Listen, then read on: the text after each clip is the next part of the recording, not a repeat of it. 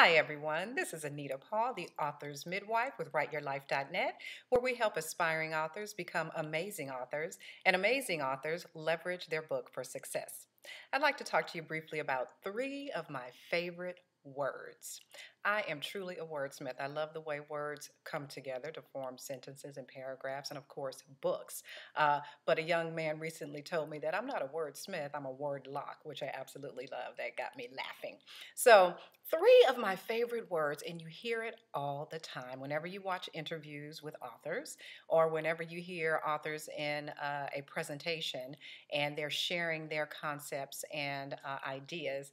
Three words that they almost always use are in my book. I love it. I love it when authors are able to relate and correlate the content that they're discussing either in a live presentation or in an interview with the content in their book. And that is a practice that you really do have to work at. It's not something that comes naturally. But it is a very important aspect of marketing your book so that when you are on the radio doing an interview or on the television or even with a print reporter and you're talking about your book, and especially when you are doing a live presentation in front of a group, you always want to be able to say several times throughout your presentation and your interview, in my book. In my book, I cover this concept. In my book, I mention this.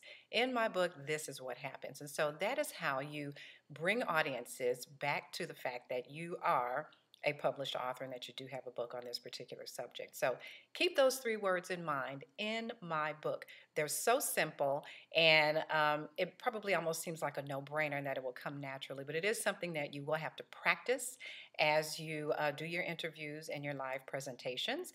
And if you want some more tips on how to tie your content into your book and into your presentations, be sure to get in touch with me at writeyourlife.net.